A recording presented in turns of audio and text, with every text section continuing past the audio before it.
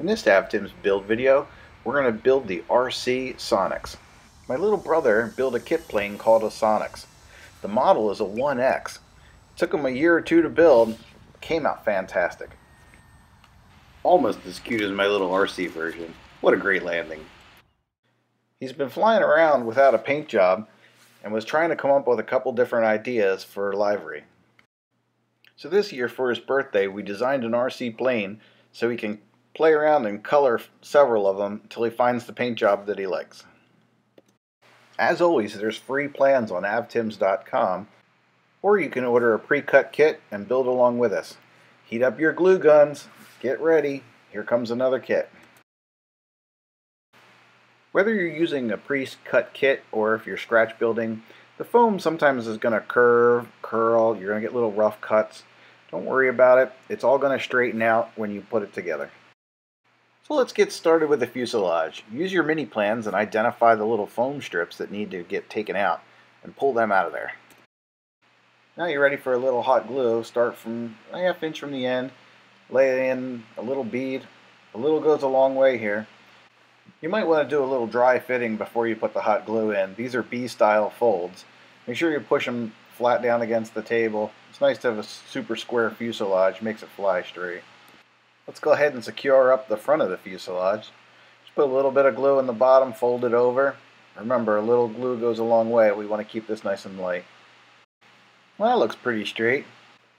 The motor mount is just a square. You basically fold it in half, glue it together. Once that's dry, put a little glue in the fuselage one side at a time and put the square in.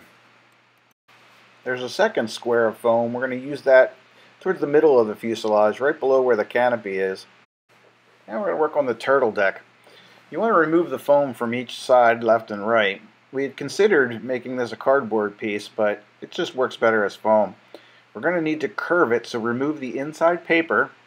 You might need to use a little alcohol and water 50-50 to peel it off.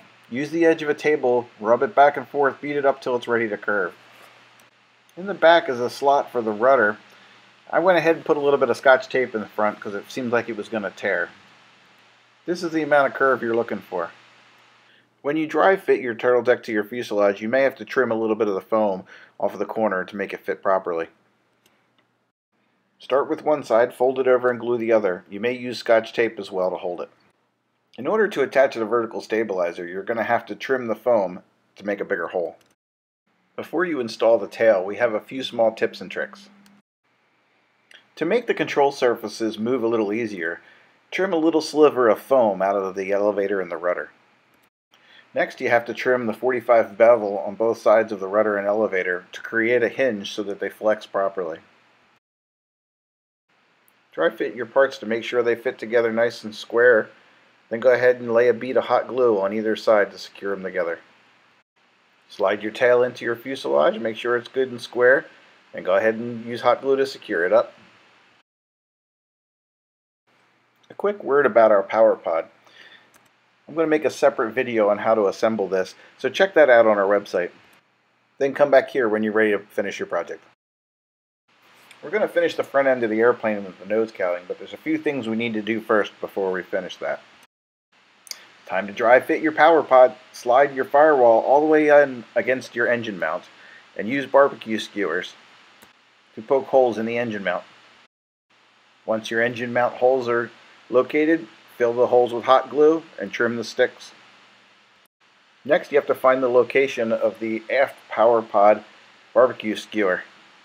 Everybody's power pod is slightly different. Lay yours along the side of the fuselage, mark the location, then install the power pod and wiggle the skewer all the way through to get the other side. Once you have the location, I cut little squares of poster board out. These definitely hold the peg in more securely and make it more durable. Now go ahead and cut your nose cowl out, curve the sides, dry fit it a few times, glue it on or tape it, and you're all set. Wow, that's cute. Really starting to look good now. Let's work on our canopy. I printed this on cardstock. Use scissors to cut it out. You can also use poster board. Use the edge of a table to curve it from front to back, then work it side to side. You're going to have to take some time and some finesse to get this to look just the way you want it. I use a little scotch tape to hold this in position first, then hot glue all the tabs down nice and tight. You really want it to look sharp. Now we're going to use some extra strips of poster board to make the canopy sides stronger. Do this for both sides, and maybe 3 or 4 strips will work nicely. Glue them on top of each other one at a time, and then trim off the edge with a pair of scissors. Now let's see how it fits on the fuselage. There, that looks fantastic. Once you have it where you like it, you're going to need to put on 3 mounting pegs. Make a little dent on the side. You can use an X-Acto knife to poke the hole, then finish it off with a barbecue skewer. There, that looks fantastic, doesn't it? Too stinking cute. Woo! Alright, time to work on the wing. First we're going to start with our spar. Fold it in half, lay a bead of glue in, and hold it down. In order to get that awesome airfoil shape that makes this model just look amazing, you need to peel off the inside of the upper camber of the wing. You might use a little alcohol and water 50-50 mixture to wet the paper and peel it right off. Hope you didn't peel off the paper on the lower camber, or else you won't know where to put the spar. Now use the edge of the table, run it back and forth a couple times. Some people use a dowel to roll it across. Along the front of the leading edge, you're going to need to cut a bevel, 45 on each side, so it rolls over nice and easy. There you go. That's starting to look fantastic. I just love it. Once you have your curve the way you like it, put some glue on top of the spar and go ahead and roll it over. Some people put some glue in the leading edge. I never do though. After the glue dries, make sure to glue the trailing edge down. Don't forget that. Now you have to cut the 45s for the ailerons. I know, we all hate doing this, but it'll be okay in the end. Now go back and do the same thing to the other side. Once you have both wings done, we're going to join them together. I take a half of a popsicle stick, lay some glue, put it in there, and hold it till it dries. Do the front and the back on one side together.